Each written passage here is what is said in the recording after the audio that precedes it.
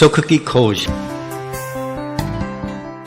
सुख का निवास मन के भीतर है, मन के बाहर नहीं। बाहर सुविधाएं हो सकती हैं जो आदमी को सुखी बनाने में सहायता पहुंचा सकती हैं, लेकिन हम कई बार ऐसे लोगों को भी सुखी देखते हैं जिन्हें बहुत ही कम सुविधाएं प्राप्त होती हैं। हमारे ऋषि मुनि और योगी तो इस श्रेणी में आते ही हैं। सामान्य सांसारिक भी कभी कभी सुख की तलाश में सुविधाओं और भोग विलास को स्थान न देकर तीर्थाटन के लिए निकल पड़ते हैं। अनेक बार हम धन संपन्न और धनी मानी व्यक्तियों को भी सुखी नहीं पाते। वस्तुतः जिसकी ज़रूरतें और अपेक्षाएं जितनी अधिक होती हैं, वह प्रायः उतना ही सुखों से दूर रहता है।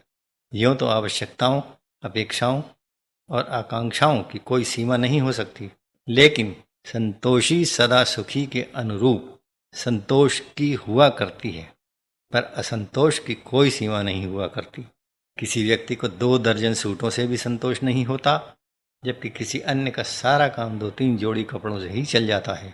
कुछ लोग बड़े से बड़े होटलों में भोजन करके भी स्वस्थ और सुख नहीं पाते, जबकि दूसरे लोग ऐसे होटलों की शक्ल देखे बिना भी सुखी पाए जाते हैं। कुछ लोगों को हर व्यक्ति से हर स्थिति में और हर बात में शिकायत रहती है, जबकि दूसरे लोग संसार की होनी को यथास्थिति स्वीकार करके अपने सुखी जीवन में कमी नहीं आने देते। काजी जी दुबले क्यों, शहर का अंदेशा।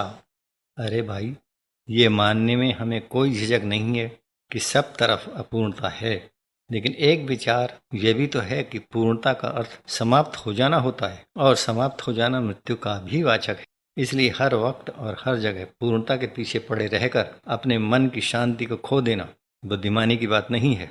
बाहरी बातें समान रहने पर भी सुख की मात्रा को जितना चाहे बढ़ाया या घटाया जा सकता है। कुछ लोग अपने आत्मीय के मरने पर भी दुख से स्वयं को पराभूत नहीं होने देते, जबकि दूसरे लोग एक पेंसिल के खो जाने पर भी 3 दिन तक रोते रहते हैं। ये सब इच्छा शक्ति का खेल है, साधना की बात है और घटनाओं से विचारों के सामंजस्य का मामला है। मन के सुख की तुलना हम नफरत से कर सकते हैं। नफरत भी चाहे जितनी बढ़ाई घटाई जा सकते हैं।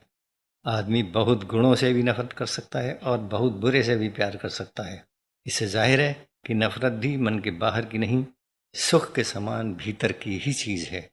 ऊपर की गई चर्चा से स्पष्ट हो जाता है कि सुख ढूंढने और बटोरने से नहीं मिलता, वो मन के उस दिशा में किए गए अभ्यास से मिलता है।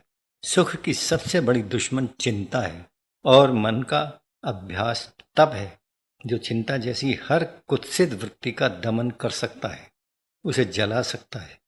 यदि हमें सच्चे और स्थायी सुख से नाता जोड़ना है तो उसके लिए बाहर से नहीं, अपने भीतर से मदद लेनी पड़ेगी।